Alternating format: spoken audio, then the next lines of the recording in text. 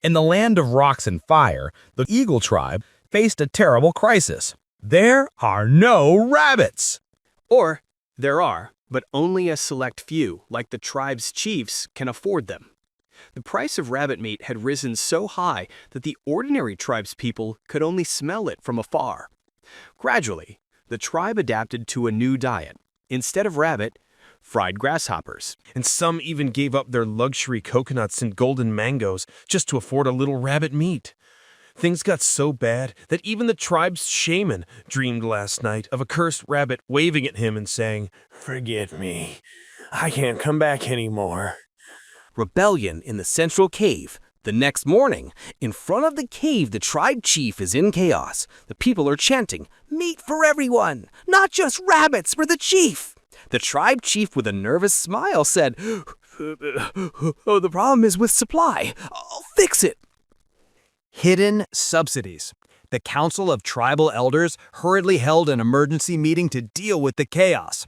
After hours of deep, very deep thinking, they decided to introduce hidden subsidies. That meant artificially lowering the price of carrots for breeders so they could raise more rabbits.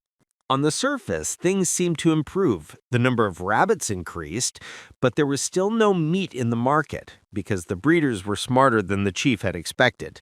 They kept their rabbits, waiting to sell them later at higher prices.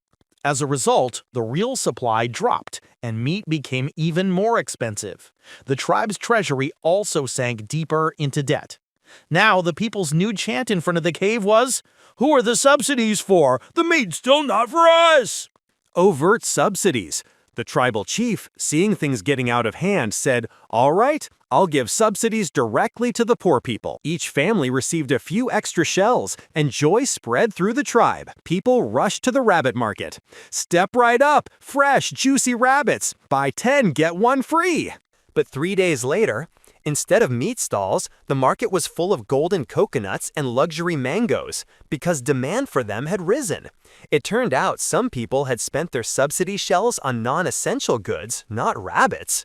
The chief looked up at the sky and muttered under his breath, "If the targeting is wrong, even a mountain of shells won't fill anyone's belly." The tribe's sorcerer added, "Subsidies are like a sacred fire. They warm you, but if you turn it up too high, it will burn you." Targeted subsidies. After all the chaos and the chants of rabbits for everyone, the chief of the Eagle tribe finally realized that handing out shells without a plan was like pouring water into a leaky basket. So this time, instead of calling on the spell-chanting wizard, who only dreamed of rabbits, he sought help from the data-wise wizard.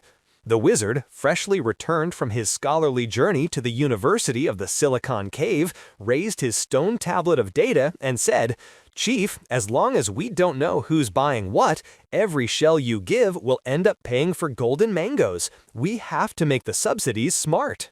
So, with the help of a few skilled stone carvers, they built a new system for the tribe. The Stone Wallet, a shiny tablet loaded with rabbit credits usable only for buying rabbit meat. No one could spend it on fancy coconuts or golden mangoes. Every rabbit trade was recorded on a central, transparent board. The breeders weren't left out either. They received carrot subsidies, but only if they sold at least 60% of their rabbits in the official market. Each rabbit got a tiny glowing tag. If anyone tried to hoard rabbits in caves to drive up prices, the tags would light up on the observatory board, screaming, "Thief! Thief!" With the chief's new policies, there was no more hoarding, denial, or deceit. The data burned brighter than the night fire, revealing the truth. The result? Supply soared, prices stabilized, and the sweet aroma of rabbit stew once again filled the caves. The shells finally reached the tables of those who needed them most. The source of the subsidies. After deciding to continue the subsidies, a big question echoed through the Cave Council. Where do we get the shells from?